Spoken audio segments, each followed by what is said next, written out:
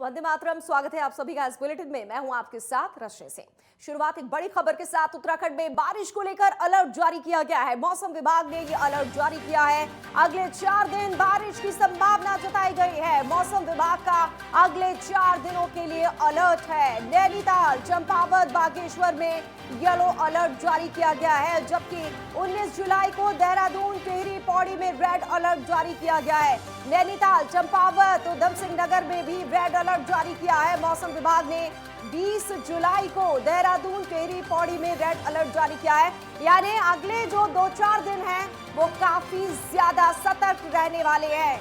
20 जुलाई को राजधानी देहरादून सहित टिहरी, पौड़ी में रेड अलर्ट जारी किया गया है। उत्तराखंड में बारिश को लेकर अलर्ट जारी किया है मौसम विभाग ने।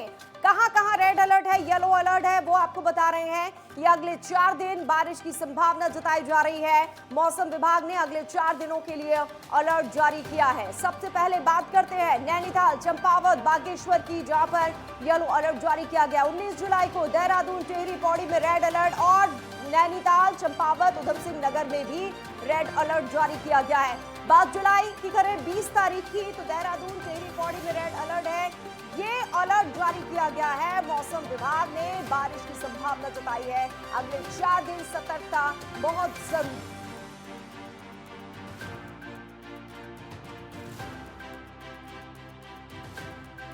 जगह जगह भूस्खलन भी हो सकता है और वैसे भी हमने देखा कि किस तरीके से लगातार बारिश की वजह से सड़कें बंद हो गई, राजमार्ग बंद हो गए और तीर्थयात्री जो है वो परेशान होते रहे। पर्यटन के क्षेत्र में उत्तराखंड काफी अहम है और ऐसे वक्त में जबकि चारधाम यात्रा भी चल रही है, शेरकुंड साहिब की यात्रा भी चल रही है, इन यात्राओं के बीच आपको बता दें उत्तराखंड में बारिश को लेकर अलर्ट किया गया है।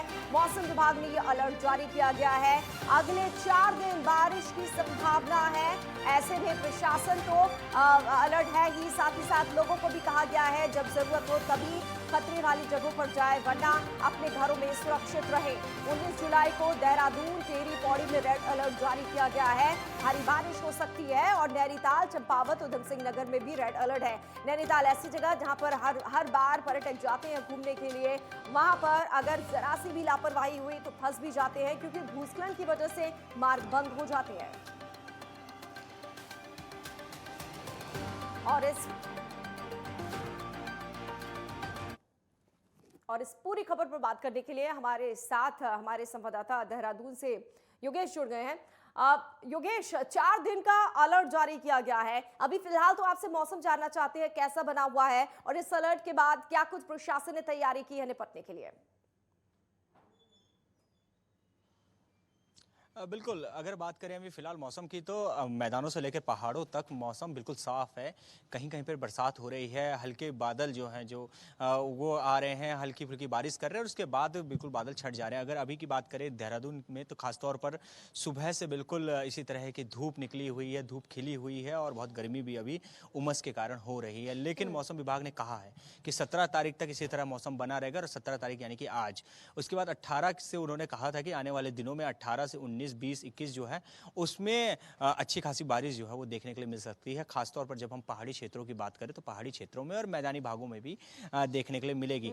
देहरादून की जब हम बात करते हैं, रुद्रपुर की बात करें या फिर हरिद्वार की बात करें जो कि मैदानी क्षेत्र है, तो यहाँ पर रात को जरूर बरसात हो रही है, लेकिन जो सुबह है सुबह धूप खिली हुई है। वहीं पहाड़ों की बात करें तो पहाड़ों में जिस तरह से मैंने पहले भी बताया है कि रुक रुक कर बारिश हो रही है और इसी तरह से आज तक का जो मौसम विभाग है उसने जो कहा था कि भविष्यवाणी की थी उसने, तो वो भविष्यवाणी आज तक की यही थी कि आने वाले दिनों में जो पूर्वानुमान रहेगा वो इसी चीज का रहेगा। लेकिन अब आने वाले दिनों में बरसात अच्छी हो पूर्वानुमान लगाया है वो सच साबित हुआ है। अगर भारी बारिश तो भारी बारिश। अब ऐसे में हम देखते हैं कि जो मार्ग है वो बंद हो जाते हैं। प्रशासन ने क्या तैयारियां की है? एनडीआरएफ की टीमें, एसडीआरएफ की टीमें कितनी कहां किस तरीके से तैनात की गई हैं? बिल्कुल, जब हम उत्तराखंड की बात करते हैं तो पहाड़ी क्षेत्र बहुत ज़्यादा है और खासतौर पर चारधाम यात्रा भी चल रही है। ऐसे में जब हम देखें तो जो मार्ग हैं वो अवरुद्ध हो जाते हैं, लैंडस्लाइड हो जाती हैं और अगर आधा घंटे 1 घंटे के करीब भी अगर थोड़ी तेज़ बारिश हुई तो कई जगह ऐसे होते हैं जहाँ पर लैंडस्लाइड होती है और रास्ते बंद हो जाते हैं। उसको देखते हुए देखा जाए तो अगर जब हम एसडीआरएफ की बात करें या फिर पुलिस प्रशासन की बात करें और खासतौर पर पीडब्ल्यूडी की बात करें, क्योंकि जिम्मेदारी उन्हीं की रहती है कि किस तरह से सभी व्यक्तियों को, स्थानीय व्यक्तियों को और टूरिस्टों को, सबको सही जगह पहुंचाया जाए जहां पर उनके रुकने की व्यवस्था है या फिर जहां वो जाना चाहते हैं उस जगह सही सलामत उन्हें पहुंचाया जाए। इसको लेकर जगह जगह पर जेसीबी लगाए गए हैं, चिन्हित किए गए हैं। लगभग 150 से ज़्यादा ऐसे पॉइंट होते हैं जिन्हें पीडब्ल्यूडी चिन्हित करके रखता है। कई सारे ऐसे पॉइंट है जहां पर लैंडस्लाइड पिछले कई सालों से लगातार होती जा रही है। कोशिशें जरूर की गई हैं पीडब्ल्यूडी द्वारा कि उन जगहों को सुरक्षित किया जाए, लेकिन अभी तक नहीं हो पाया है। ऑल वेदर रोड का काम भी चल रहा है। इस चक्कर में देखा जाए तो जेसीबी लगाई गई हैं, बड़ी बड़ी जेसीबी भी लगाई गई हैं, नॉर्मल जेसीबी भी वहां पर लगाई जाती हैं और कोशिश ये किया जाता है। खुद लगातार जो पर्यटन मंत्री हैं जिनके पास पीडब्ल्यूडी विभाग भी है, सतपाल महाराज, उन्होंने भी कहा था कि क्विक रिस्पांस टीम हमारा 45 मिनट का है, यानी कि हम 45 मिनट में कोशिश करते हैं कि ज़्यादा से ज़्यादा अगर कोई सड़क बंद रहे तो 45 मिनट तक रहे। और अभी तक देखने के लिए ये ज़रूर मिल रहा है कि सड़कें जरूर बंद हो रही हैं, क्योंकि हम मौसम से तो नहीं लड़ सकते हैं। मौसम तो अब आएगा ही, बरसात जरूर होगी, भूस्खलन भी होगा, उस चीज़ से नहीं लड़ा जा सकता। लेकिन हम क्या कर सकते हैं, हम रास्तों को खोल सकते हैं, आम आदमियों को जल्दी से जल्दी वहां पर जहां वो पहुंचना चाहते हैं वहां पहुंचा सकते हैं। इसको लेकर क्विक रिस्पांस जरूर कर रहा है। अगर पीडब्ल्यूडी की बात करें, अन्य प्रशासन की बात करें, वो जरूर कर रहा है। लेकिन इतना है कि अभी और ऐसे में 4 दिन का अलर्ट है, तो यात्रा को क्या रोका जाएगा? इस ओर भी क्या ध्यान दिया जा रहा है जहां पे खतरा ज्यादा है? नहीं, यात्रा नहीं रोकी जाती है कभी भी। अलर्ट जरूर मौसम विभाग जो है वो करता है, वो पूर्वानुमान जो है वो लगा लेता है कि आने वाले दिनों में इस तरह की बरसात होगी, लेकिन यात्रा नहीं रोकी जाती है। भले टूरिस्ट बहुत कम आता है इस समय, टूरिस्ट से भी कहा जाता है कि आप लोग बहुत ज़रूरी हैं तभी आइए, लेकिन इतना ज़रूर है कि यात्रा जरूर चलती रहती है। जब बहुत ज़्यादा बरसात हो रही है तब मान लीजिए अगर बरसात श्रीनगर में बहुत ज़्यादा हो रही है तो कोशिश ये किया जाता है कि देवप्रयाग में ही लोगों को रोक दिया जाए या ऋषिकेश में ही लोगों को रोक लिया जाए। इसके बाद अगर बात करें रुद्रप्रयाग की या फिर चमोली की, तो कोशिश ये किया जाता है कि उससे पहले ही टूरिस्ट को रोक लिया जाए ताकि आगे वो ना जाए जब बहुत ज्यादा बारिश हो रही है। और उसके बाद जब बरसात बंद हो जाती है तब टूरिस्ट को आगे भेज दिया जाता है, क्योंकि टूरिस्ट तो आएगा ही। टूरिस्ट को इस समय 4 धाम यात्रा आना है, उसके साथ ही अन्य जगह भी टूरिस्ट घूमने आते हैं। उत्तराखंड है, टूरिज्म के लिए क्षेत्र एक बहुत बड़ा है यहाँ पर, तो टूरिस्ट को नहीं रोका जाता है किसी भी तरह से। बस ये देखा जाता है कि टूरिस्ट को किस समय सही जगह भेजना है। ठीक है योगेश, क्योंकि अब सावन शुरू हो गया है और सावन के पहला सोमवार आम लोग भी उत्साहित होते हैं, बाहर से भी लोग आते हैं, इस ओर क्या ध्यान है? सावन का जो पहला सोमवार है और उम्मीद पूरी है कि बहुत बड़ी संख्या में कावड़ जो है वो आएंगे। आते भी हैं, हर साल आते हैं और बहुत बड़ी संख्या में आते हैं। पर पिछले 2 सालों में कोविड की वजह से थोड़ी संख्या थोड़ी ज़्यादा कम हुई थी, लेकिन इस बार उम्मीद है कि बहुत ज़्यादा बढ़ने वाली है।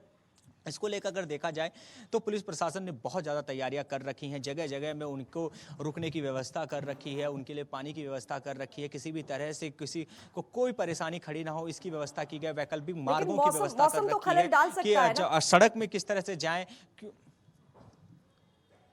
नहीं, मौसम बिल्कुल खलल डाल सकता है, लेकिन क्योंकि जब हम कावड़ की बात करते हैं तो वो ज़्यादा से ज़्यादा ऋषिकेश तक आते हैं। ऋषिकेश नीलकंठ में पहुंचते हैं और नीलकंठ तक अगर देखा जाए तो अगर बरसात अगर बहुत ज़्यादा हैवी बरसात भी हो जाए तब भी आम जो कावड़ है उसको परेशानी का सामना नहीं करना पड़ेगा, क्योंकि सिर्फ बरसात है, रास्ते बहुत खुले रहते हैं, क्योंकि मैदानी भाग है, इसलिए ज़्यादा परेशानी नहीं होती है। बस जो परेशानी होती है वो ये है कि टूरिस्ट जो माफ़ कीजिए जो कावड़ है वो बहुत बड़ी संख्या में आ जाता है और उन्हीं को संभालना एक चैलेंजिंग हो जाता है प्रशासन के लिए। बिल्कुल, क्योंकि मौसम का अलर्ट भी है, ये 4 दिन और 4 दिन काफी अहम है। सावन का पहला सोमवार है, यात्रा भी चल रही है। इस बीच अब अगर हम बात करें जल भराव की, ये 4 दिन अगर इस तरीके से बारिश होती रही, पिछला दृश्य भी हमने देखा था कैसे जल भराव जगह जगह पर हो गया था, नाले में बच्चियां बह गई थी, हादसे भी हुए थे। जी बिल्कुल, मैदानी भागों में क्योंकि पहाड़ी क्षेत्र हैं, जब हम अगर मसूरी की बात कर लें या फिर हम बात करें जो ऋषिकेश है, ऋषिकेश के ऊपर जो नरेंद्र नगर की पहाड़ियां हैं, अगर हम बात करें हम हल्द्वानी के ऊपर अगर देखा जाए तो नैनीताल की पहाड़ियां हैं, तो इन पहाड़ियों में जो है वो जब बरसात बहुत ज़्यादा होती है तो गाढ़ गदरे अपने आप एक बड़ा रूप ले लेते हैं और वो गाढ़ गदरे जाके मैदानी भागों में ही जाएंगे, क्योंकि उन्हें नदियों तक जाना है, नदियों के वो मैदान से होते हुए नदियों तक जाते हैं। तो तब देखा जाता है जब एकाएक बहुत ज़्यादा बरसात होने लग जाती है तो ये जो जगह है ये यहाँ पर पानी भरना एक स्वाभाविक बात है। और फिर सबसे बड़ी बात यह है कि जिस तरह से लोगों ने अपने घरों को नदियों के किनारे बसा लिया है, बहुत ज्यादा अतिक्रमण हो गया, तो उसकी वजह से भी ये जो घटनाएं हैं वो सामने आती हैं, जल भराव की जो घटना है वो सामने आती है। इसको लेकर प्रशासन को अलर्ट रहने की जरूरत है और कहता तो जरूर है प्रशासन की हम अलर्ट हैं। हर बार के साथ साथ आम लोगों को भी अलर्ट रहने की जरूरत है, क्योंकि हादसों से सबक लेना बहुत जरूरी है। बहुत बहुत शुक्रिया योगेश सिंबाल आपका तमाम जानकारी हम तक पहुंचाने के लिए। बढ़ते आगे, ऋषिकेश में केंद्रीय गृह मंत्रालय की ओर से कांवड़ यात्रा में आतंकी घटना के अलर्ट को लेकर पुलिस महकमा ज्यादा सतर्क हो गया है। खुद ADG law and order V Murugesan ने अधिकारियों के साथ व्यवस्था का जायजा लिया है। इस दौरान एडीजी लॉ एंड ऑर्डर सुरक्षा इंतजामों को परखने के लिए ऋषिकेश कोतवाली में पुलिस कंट्रोल रूम के निरीक्षण के दौरान एडीजी निगरानी के इंतजामों से नाखुश दिखे। एडीजी ने कंट्रोल रूम के निरीक्षण के बाद करीब आधे घंटे तक कोतवाल के कार्यालय में अधिकारियों की क्लास लेते हुए उन्हें आवश्यक दिशा निर्देश भी दिए।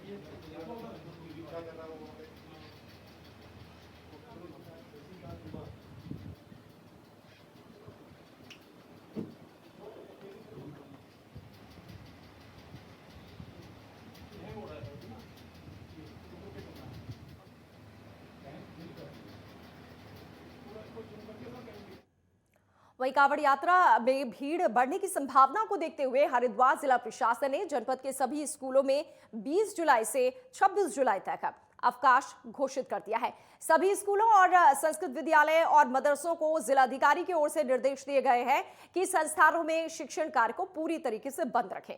इसी के साथ कहा गया है कि आदेशों का पालन न करने वालों के खिलाफ कड़ी कार्रवाई की जाएगी।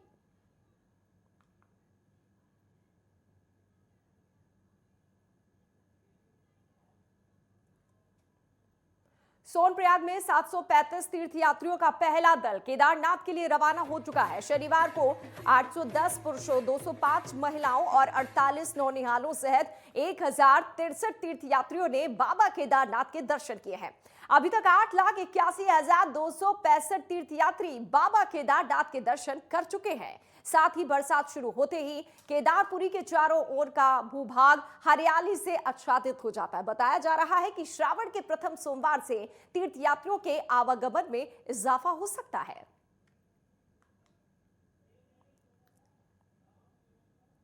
खबरें आगे जारी रहेंगी, लेकिन फिलहाल वक्त हो गया है छोटे से ब्रेक का। लौटेंगे ब्रेक के बाद।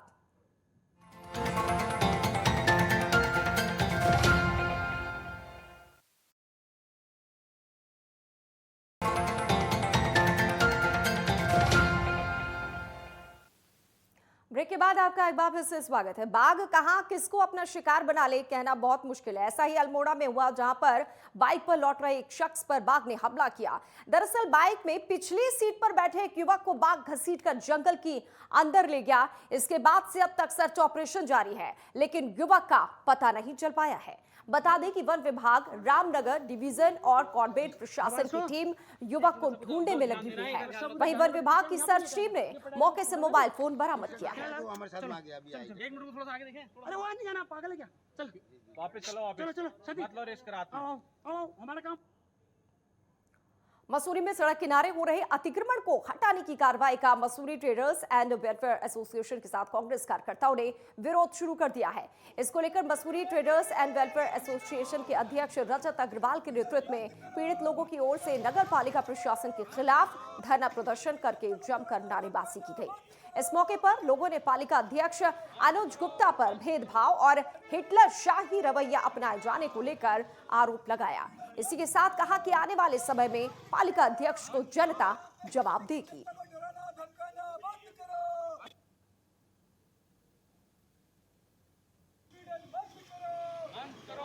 ये पूर्णतः दोषपूर्ण है, जनता के हित में बिल्कुल नहीं है, आम नागरिकों के हित में बिल्कुल नहीं है, और साथ साथ ये तानाशाहीपूर्ण रवैया है, हिटलर शाहीपूर्ण रवैया है। ये लोकतांत्रिक तरीका कहीं भी नहीं है, इसका हम पुरजोर विरोध कर रहे हैं। इन्होंने लाइसेंसधारियों की दुकानें बिना नोटिस के तोड़ दी। इन्होंने जो शहर के अंदर प्याऊ जल स्थान थे, जहाँ पे आम आदमी आकर अपना हाथ पानी भरता है, पीता है, उनको तोड़ दिया। आम लोगों को जिनकी स्ट्रीट वेंडर के नाम पर लाइसेंस सेंट्रल गवर्नमेंट ने दिए हैं, उनको इन्होंने सड़कों से हटा दिया। 10 दुकानें तोड़ी थी माल रोड पे से, और उन सभी व्यापारियों को वादा किया था दुकानें दूंगा, जिस प्रकार अब कर रहे हैं। 3 वर्ष पूरे हो गए और आज तक दुकानें नहीं दी। साथ में जो दुकानें किंगरेक पे बनी और 0 पॉइंट पे बनी, उन दुकानों को किसी और को आवंटित कर दिया, अपने चाहेतों को आवंटित कर दिया, पैसा लेकर, पैसा खाकर आवंटित कर दिया अधिशासी अधिकारी ने और नगर पालिका अध्यक्ष ने, मिली भगत ने।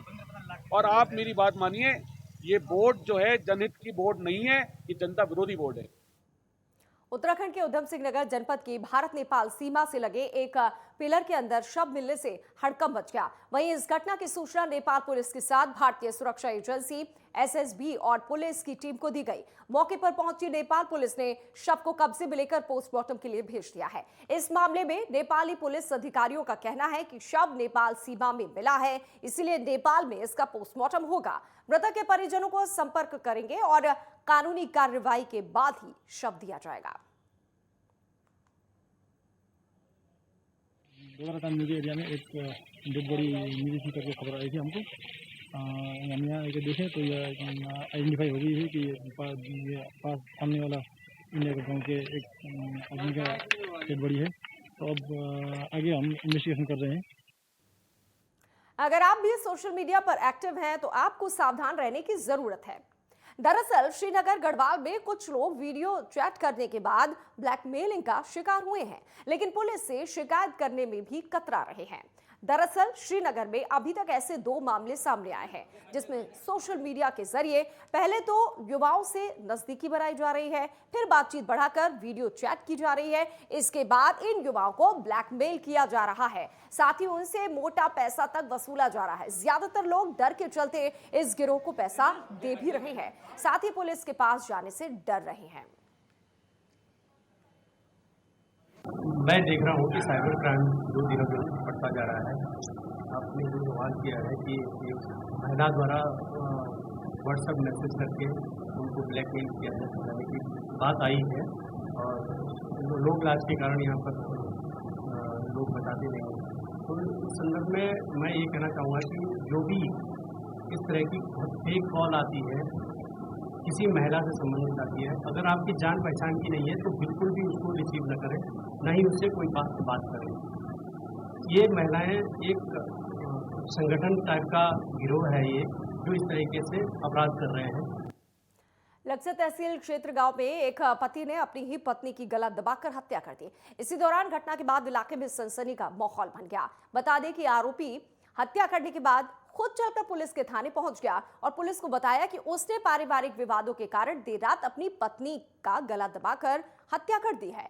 इस पर थाना अध्यक्ष अरविंद रतूड़ी अपने हमराह सहित अन्य पुलिस कर्मचारियों के साथ आरोपी को उसके गांव लेकर पहुंचे, जहां गांव में उसके आवास पर उसकी पत्नी मृत अवस्था में पड़ी मिली। इसके बाद पुलिस ने मृतका के शव को कब्जे में लेकर पोस्टमार्टम के लिए भेज दिया है और आरोपी के खिलाफ आगे की कार्रवाई शुरू कर दी है। डुम्बनपुरी गाँव में एक बबलू नाम के आदमी है, जो कि कौन से जोगी है, उसने वाइफ की हत्या कर दी है, जिस पर पुलिस मौके में गई और जो है जो भी तहरीर मिलेगी का कानूनी कार्रवाई। कांवड़ यात्रा को लेकर टिहरी जिले के स्वास्थ्य विभाग ने भी कमर कस ली है। कांवड़ियों को स्वास्थ्य लाभ देने के लिए स्वास्थ्य विभाग ने भद्रकाली ऋषिकेश नीलकंठ मार्ग पर 5 अस्थायी मेडिकल सहायता केंद्र बनाए हैं। साथ ही जिले के विभिन्न जगहों पर 4 एम्बुलेंस भी तैनात की गई है। कांवड़ यात्रा टिहरी जनपद के मुनि कीर्ति, ढालबाला और भद्रकाली क्षेत्र से गुजरती है और ये जो कांवड़ यात्रा है उसको ध्यान में रखते हुए टिहरी जिले में स्वास्थ्य विभाग ने भी कांवड़ यात्रा में स्वास्थ्य सुविधाओं को चाक चौबंद रखने के लिए स्वास्थ्य विभाग ने भद्रकाली ऋषिकेश नीलकंठ मार्ग पर करीब 5 अस्थायी मेडिकल सहायता केंद्र स्थापित किए हैं, जिनमें भद्रकाली, रामझूला और तपोवन है। इसके साथ ही अलग अलग स्थानों पर 4 एम्बुलेंस भी तैनात की गई है, ताकि कांवड़ यात्रियों को कोई भी स्वास्थ्य संबंधी समस्या हो तो त्वरित यात्रियों को स्वास्थ्य सुविधाएं दी जा सके। जहाँ तक कांवड़ यात्रा की बात है तो मेन हमारे जो ऋषिकेश से नीलकंठ वाला रूट रहता है, उसी पर सबसे ज़्यादा कांवड़ लेके यात्री जाते हैं। तो इसमें हमने 5 अस्थायी मेडिकल रिलीफ पोस्ट या मेडिकल सहायता केंद्र उसमें बनाए हैं, जिसमें कि एक हमारा भद्रकाली में है, एक मुनि की रीति में है, एक रामझूला में, एक ढालवाला में, एक तपोवन में है। और उसमें हमने 4 एम्बुलेंस खड़ी की है, एक ब्रह्मपुरी में, एक तपोवन में, एक जानकीपुर में और एक भद्रकाली में। और इनमें सुबह 6 बजे से लेकर रात के 10 बजे तक डॉक्टर और पैरामेडिकल स्टाफ इसमें उपस्थित है।